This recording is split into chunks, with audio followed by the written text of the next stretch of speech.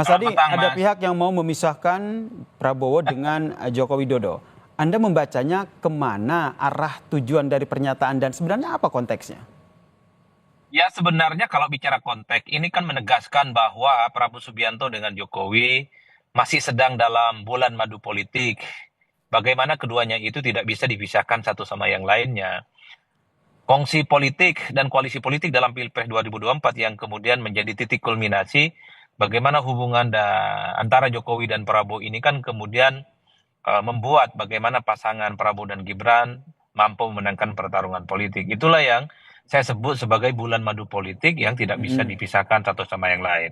Nah, yang kedua, Mas, kalau mau bicara tentang kira-kira siapa yang ingin memisahkan Jokowi dan Prabowo, memang tidak ada yang kemudian secara eksplisit menyatakan itu. Tapi pertama, saya membaca dan mendeteksi, kalau mau kita mention satu persatu, ya adalah mereka para pendukungnya Ganjar dan pendukung Anies Baswedan, yang Mm-mm. memang sebenarnya melihat bahwa ketika Pilpres sudah usai, sudah saatnya Prabowo sebagai presiden terpilih menunjukkan dirinya sebagai presiden yang tak lagi misalnya tidak dikait-kaitkan, apalagi berada di bawah bayang-bayang mantan-mantan presiden sebelumnya.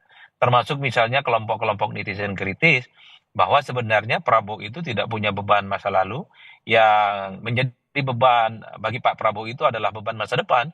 Bagaimana persoalan ekonomi, bagaimana persoalan kesejahteraan, persoalan kemiskinan yang selama ini itu tuntas bisa dilaksanakan dengan setuntas-tuntasnya. Mm-mm. Jadi hanya itu yang sepertinya paling mungkin bisa dideteksi karena per hari ini sekalipun sebenarnya publik itu hanya ingin melihat bahwa Prabowo setelah dilantik jadi presiden sudah 4 bulan ya menjadi presiden, maka semua keputusan politik, strategi politiknya adalah murni atas kebijakan-kebijakan yang dibuat oleh Prabowo, bukan karena misalnya ada bisikan, ada mungkin feedback dan masukan dari Mm-mm. pihak-pihak yang lain. Makanya tidak mengherankan dalam 100 hari kinerja Prabowo kemarin, pasti pertanyaannya itu adalah apakah Prabowo itu sudah terlepas dari bayang-bayang Jokowi atau tidak. Itu kan pertanyaan-pertanyaan yang sebenarnya ingin mengkonfirmasi bahwa ketika Prabowo sudah dilantik, ya Prabowo memang sudah harus menegaskan dirinya adalah Presiden Republik Indonesia yang tentunya Mm-mm. semua orkestrasi, semua kebijakan politiknya itu murni yang kemudian diputuskan oleh Prabowo dengan para jajaran-jajaran